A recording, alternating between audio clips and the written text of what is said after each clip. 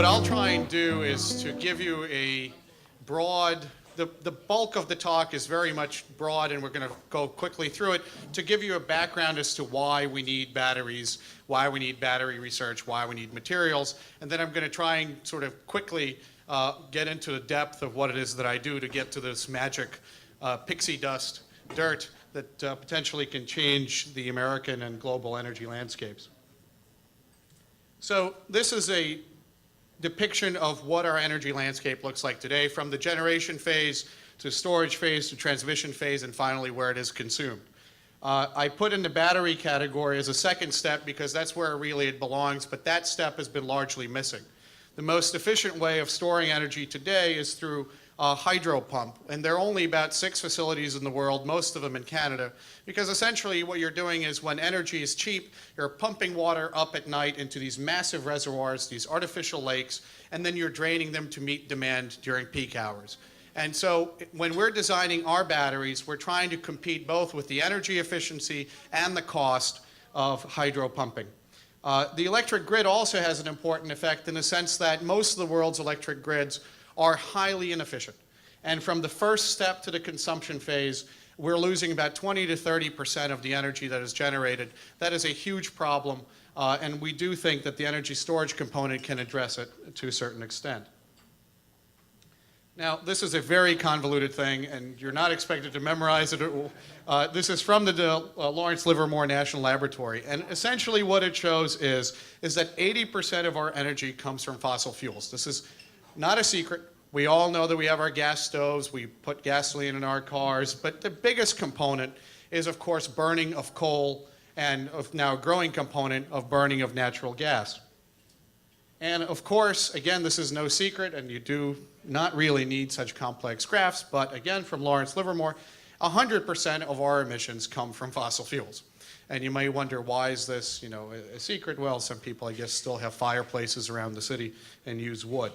But the important thing here is if you look for actual transportation numbers, the values are very small. It's a small fraction. So people driving cars is not what we're trying to take away. What we're trying to change is sort of minimize the coal burning component and try and move towards more efficient ways of distributing energy from the generation phase to the consumer, but also push for really big change, which is taking coal plants offline and changing them towards burning natural gas. And I'll show you the numbers for that. Now, these are projections from the Department of Energy. And if you look at these projections, and I love government projections because they're always over strange periods, and this one happens to be 45 years. What we're looking at is an increase in gas exploration, an increase in gas use, and that is, of course, forecasted to drive down the cost of natural gas, which would make, again, the transition from coal to natural gas feasible. But what we would like to see is the transition towards a greater presence of renewables. The current problem with renewables, and I know there's at least one person here who deals with this problem, is that they have a limited presence on the national grid. The reason for that being is that they cannot provide a sustained current to the grid due to fluctuations, because a cloud will pass, wind will stop, waves will change, currents will change. There are additional unpredictable elements. So for that reason, they have a very limited presence. And our technology will allow for the power generator, renewable power generator, to put it into a large battery that could fill this room, and we are working on a prototype for this summer that will power a building in Harlem.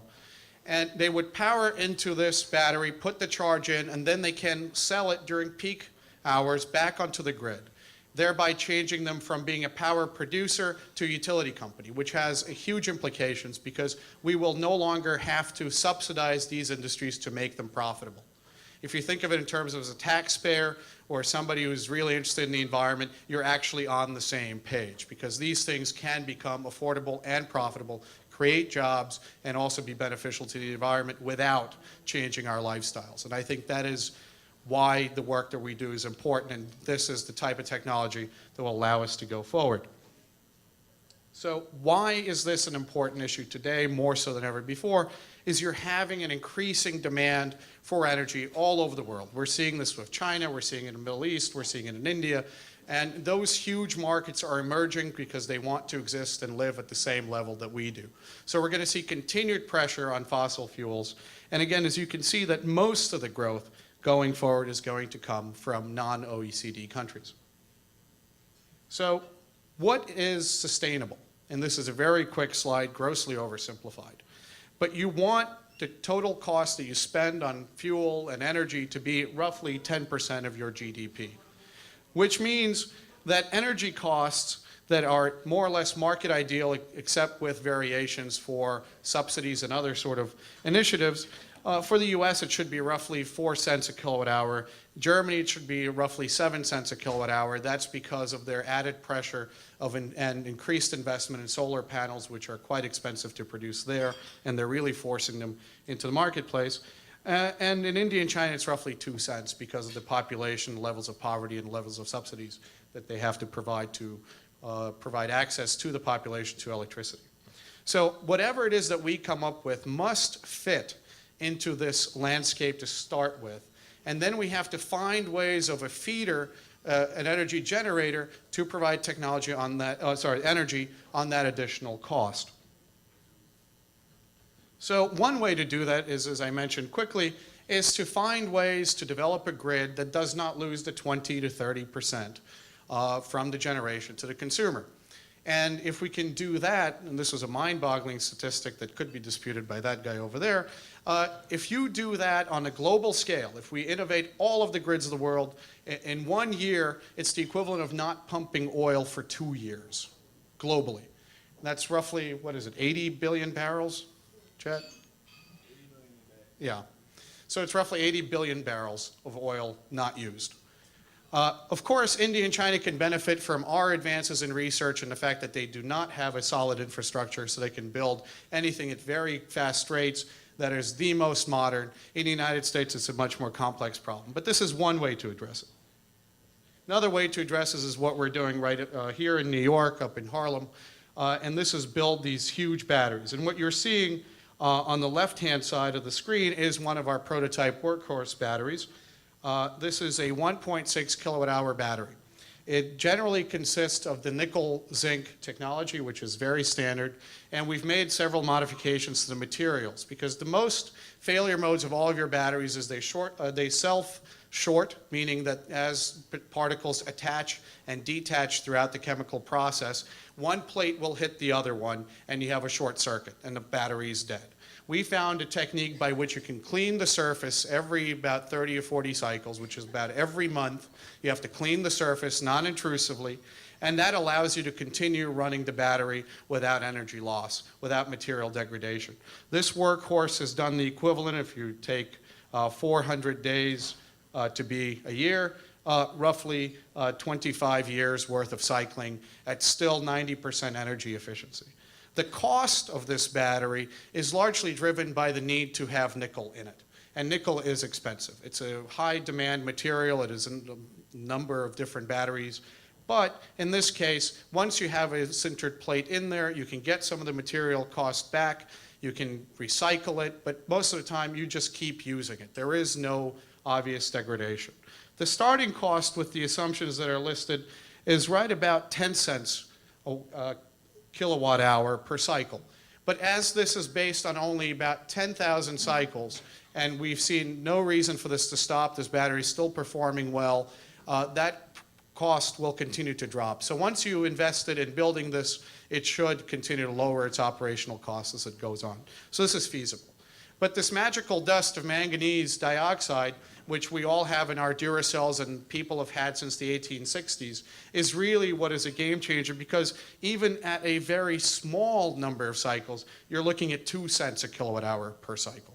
This is a wonderful thing to look at, and people have really abandoned this material because it's very difficult to work with. Now, Julian mentioned lithium, and a lot of people have hopes for lithium going forward in large scale, small scale, every scale. Lithium has really one major problem, and it's again geopolitical. If you didn't like Middle Eastern oil, you're definitely not going to like Chinese and Bolivian lithium dependence. Whenever there is an interaction between Japan and China, that is not friendly. China just cuts off the supply and waits for the Japanese to come back on their knees. And that's definitely not a position we should be in. So manganese is a workable option. And the reason why it's becoming workable now is we have something that we've never had before, and that is the ability to grow nanoparticles of these materials. And as some people know, the smaller stuff gets, the weirder things it can do. And this is exactly the case with these batteries. So again, I went over this a little earlier. These are the different components that we can address with these types of batteries. I know you can't read this, but the important thing is peak shaving is the easiest application of this technology. If you have a battery in the basement, New York now has differential pricing. Every single state in the union is going to differential pricing, meaning that off-peak hours are cheaper than peak hours. You put one of these things in. You can charge it up at 4 cents a kilowatt hour. You could use it when it's 23 cents a kilowatt hour. Thereby, this stuff pays for itself over a period of time. Plus, we don't have to ramp up production to meet the demand of the peak hour. That means we get higher energy efficiency, better environmental standards from our power plants, and they also last longer. Additionally, wind shifting I've already talked about, but another option is vehicle switching. So vehicle charging is an interesting part because we're looking at the future. We're trying to see, well, if we're trying to come off oil, are we going to have battery-powered cars? And if we are going to have battery-powered cars, it makes sense to invest in batteries all along the highway, because then you could possibly just pull over anywhere and charge it up. You don't have to go to a specific location. And at the same time, you're building in redundancies into the grid, because if there's a tree that falls in Canada and cuts off New York again, we've got 8 hours of light to sort of go home and not be stuck in elevators. So these are the transformational changes. So what are the problems? And this is where we get to the hard science of this. The real problems are chemical. Now, what you're looking at are two cross sections, that's pictures A and B, and you're looking at the surface of an electrode. When you start with this material, you're looking at just platelets of material. But you can spot right away in picture C, right in the middle, you can see little cubes forming. Now, little cubes are just one of the impurities that I have to deal with, and this is my job, is to figure out how to manage it. These are manganese hydroxide. Our electrolyte is potassium hydroxide. For those of you who took chemistry in high school, you remember that hydroxides precipitate out very easily. So if you run this thing for a very long time, the first problem that you encounter are the formation of the precipitates on the surface. And also throughout the electrode. You could see them in the cross sections. What this does is it changes the electron pathway, it creates additional resistivity, it gets harder and harder to put charge in, and the amount of charge you could put in gets lower and lower.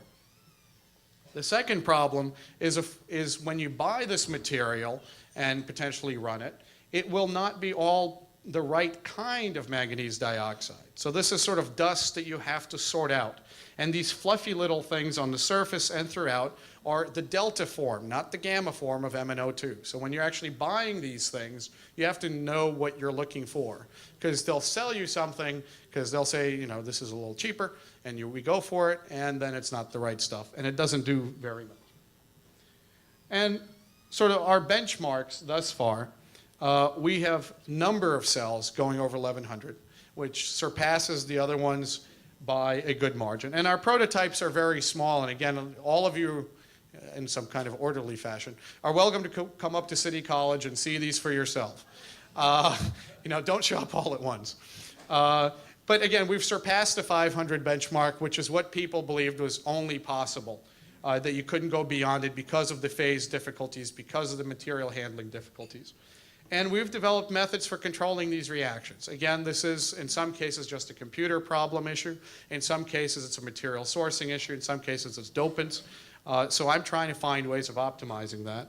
And most importantly, electron accessibility. The better the charge density of this material, the more energy we can store, the cheaper it'll be, the more things you can do with it. But again, we're on the right track. And the last slide is really for all those who want to cut Department of Energy. This work is exclusively funded by the Department of Energy, and it's a particular wing called ARPA-E, which is the Advanced Research Projects Administration in Energy, which has not just research aims. Our end product at the end of the 3 years and we're ahead of schedule on this, is to come up and spin off a company. So the nickel zinc technology will be scaled up and powering our engineering building by the summer, and I'm hoping that we'll introduce components with manganese in there to bring down the cost. I should recognize all of my colleagues. Some are much more distinguished than I. Sanjoy, for instance, is the vice chairman of the FERC on the safety committee. And most importantly, thank Julian and you for your attention. Thank you.